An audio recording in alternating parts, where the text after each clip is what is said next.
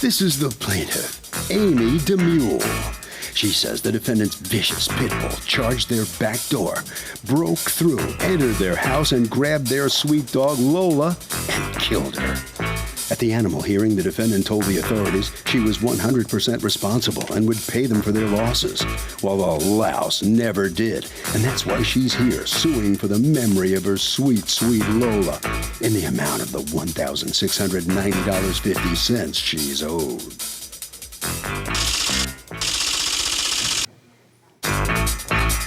This is the defendant, Phoebe.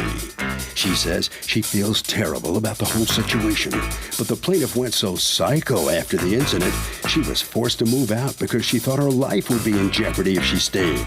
The woman ripped her car door open in a fit of rage in front of her petrified daughter, screaming her dog was going to die too. And since she had to incur moving expenses, she thinks they're more than even. She's accused of a doggone fiasco.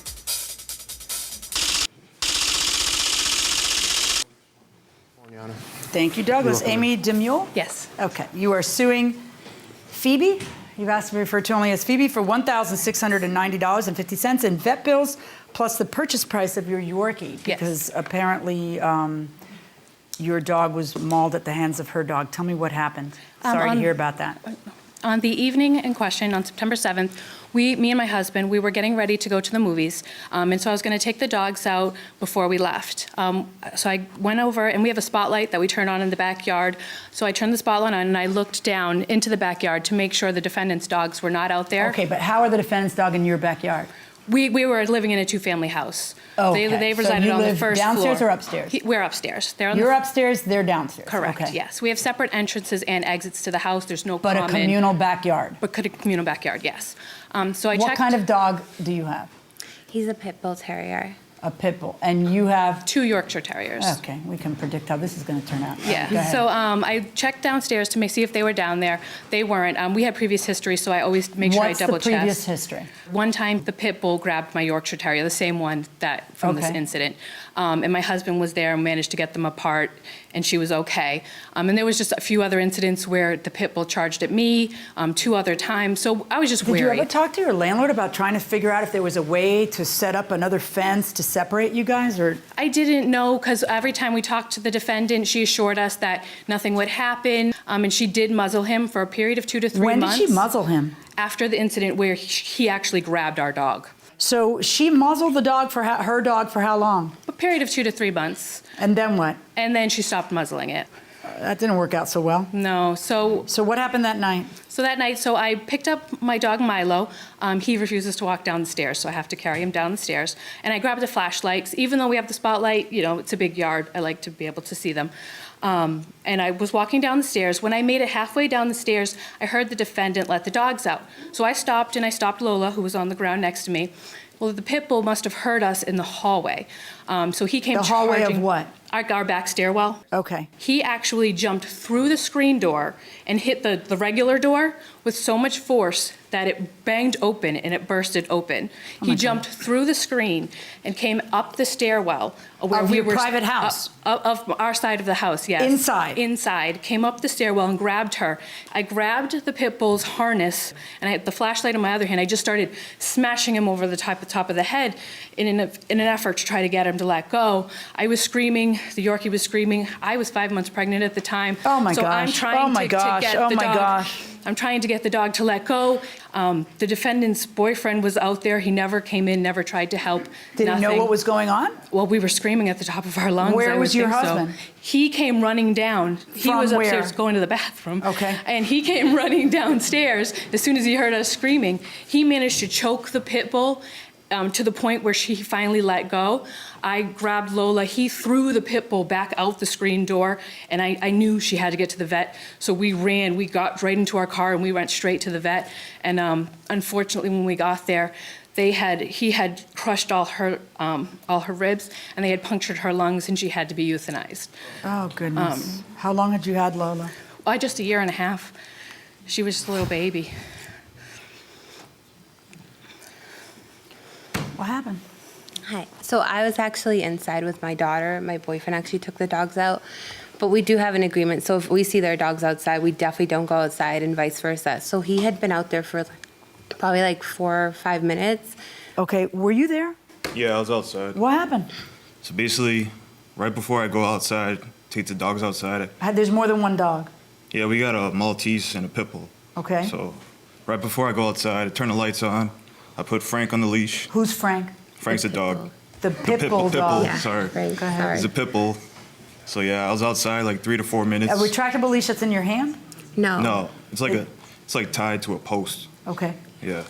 And yeah, I was outside 3 to 4 minutes. And then I heard Amy open the door, like the knob turning. And then all of a sudden I seen Frank run to their door. He jumped through the screen door. He did jump through the screen. Yeah, he did. Why the couldn't door you? was open. Wait. What are you there for if not to monitor this stuff? Why couldn't you stop the dog? I tried pulling on the leash, but he already had him in his hands. But he was so not the up dog, the stairs. your pit bull, actually went through a screen in order to get its target. Yeah, but it's like one of those bug screens. Why am I here? All these people want you to do is pay for the damage your pit bull predictably did, given its history. No, and I completely understand. And like she said, I did feel really bad. I still feel really bad because my dog's like my baby. I don't know how bad you feel. She is 5 months pregnant when this happens. She not only goes through a horrible trauma that envelops in front of her, she now has to think about the unborn baby she's going to have. What if the dog had attacked her instead? How bad did you feel that you tell her, I've been here 23 years and my dog and I ain't going anywhere? How bad did you really feel? So, what is it about pit bulls? We've asked it before. Are they overly aggressive, or is this all about the owners? What do you think? No. I think it's usually the owner who trains them to being aggressive. The owners. It's a lot of bad owners then. I believe so. I believe so. It's not the dog. I don't think so. What do you think? Dogs are dogs, but there's different breeds. But a pit bull, that's a good breed. And so it's the owner. It has to be the trainer owner, whoever trains the dog to be aggressive like that, or to kill. Yes, sir. Okay. Going inside the courtroom. You told her how long you'd lived there, and you told her you weren't getting rid of the dog. At some point, it is a vicious dog, and unless you live on a farm and you have the whole thing fenced in, it's everybody else's problem. I understand, and I'm not taking away responsibility. I am, but he did not. They had the door open. The screen was ripped already, and So that's they invited why. your pit bull in to go attack their dog and kill it? No, and I'm not It taking away kind of sounds like you're trying to responsibility. minimize it. Yeah, it does kind of sound it that way. What ends up happening? The dog gets taken for quarantine Yes. and then given back to you after the 10 days. No, we went to a our hearing. city hall, had a hearing, correct. All right, what happened at City Hall at the hearing? It was a vicious dog hearing, right? Correct. And what happened? They actually let the dog get rehomed to New York. To a different place? To a different home in New York. And I asked the animal control officer why that was allowed, knowing the dog's history. And he said that if the dog came back into Massachusetts or back into our town, and I found out about I it. missed that part. So Massachusetts made it New York's problem. Exactly. Okay. Yes. Where did the dog actually go? He did. He went to New York, and I also But have to a baby. who took the dog in? My sister and my brother-in-law. Okay. And they Where's have the their dog own right home. now? He's with my sister and my brother-in-law in New York. All right. Now, at some point, you end up moving from this home. We did. Tell me why. The reason why, and I did go up to Amy, and I was going to pay all the vet bills. Unfortunately, before the hearing, I was going around like with everyone that knows the dog and getting signatures and everything. So I was in the car, and we started talking, and pretty much like she just pretty much told me my dog's going to die and that it was my fault that my dog was going to die and that she was going to make sure that he was dead. And I just told her I don't want to talk to you anymore. So I like rolled my window up and I was trying to close my door. And she was 5 months pregnant and she wouldn't let go of my door and I didn't want to touch her at all. And I kept trying to close it. I'm not the strongest person. And it got to the point where I had to call 911 because she wouldn't let go of my door. But it did scare me because my daughter's a year old and you know, I understand, and I'm trying to take full responsibility, but I don't think that that gives her a right to open. You don't look like you're trying to take full responsibility. I read the transcript of the hearing. You haven't paid the vet bills yet. You don't. You can talk. You can flap your gums, but I'd like to see some action that looks like you're trying to take full responsibility. Okay. Well, like keep the muzzle on the dog, so that this would never have happened, or like pay the vet bills so that we wouldn't be here. You keep saying that you want to take responsibility, okay, but this is all free words that you can just blab, and then your actions are exactly the opposite of taking responsibility.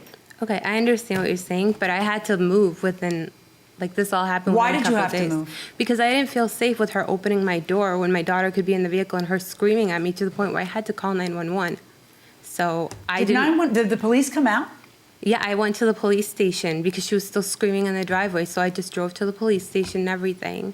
They could hear it in the background. Were you trying to open her car door? What happened there? She admitted it on the police report. When it was the day before the hearing, the incident happened. I was going to go in my home, and she called me over to her car, wanting to talk about the hearing. And I told her, she kept asking me why I was trying to kill her dog. And I said, I'm not trying to kill your dog.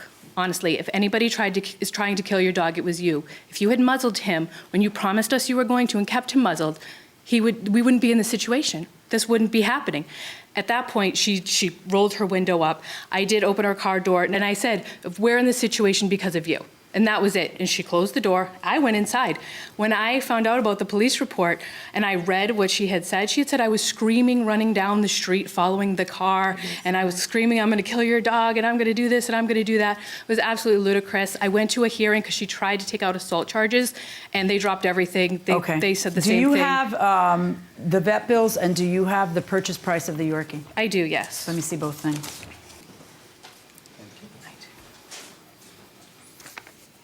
Did she ever make any effort to pay any of the vet bills? No, Your Honor. She stated that the reason she moved is because she was afraid of me. She moved 2 weeks after I filed the small claims. And she changed her phone number, so I couldn't contact her or get in touch with her about payments. Right. It's not your dog's fault. It is your fault. If you want to have a dog that is bred throughout the centuries for a certain purpose, then you need to take precautions. As it turns out, your dog was banished from the state of Massachusetts. It's preposterous. It is either a vicious dog or it's not a vicious dog. Those are the options. Banishment, to make it New York's problem, is not an option. Yet that's what ended up happening. You got kind of lucky, all right? So I hope that your sister, wherever she lives, is taking, because she's nuts to take the dog, but if she, took the dog, great. I hope to God that she is taking the necessary precautions to make sure that the people in her neighborhood are safe. Mm-hmm. Okay? My verdict is for the plaintiff in the amount of the purchase price of the Yorkie, as well as the vet bills, $1,690.50. Good luck, folks.